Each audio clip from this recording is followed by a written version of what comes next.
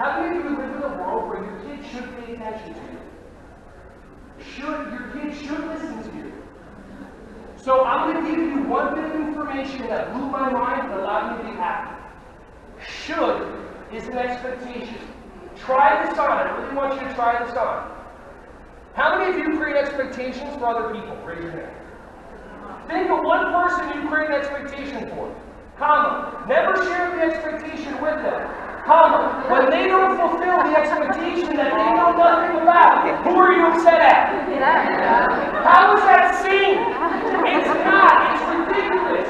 It's the only reason. Ready? Pay attention. The only reason why you allow yourself to get upset, listen to my words.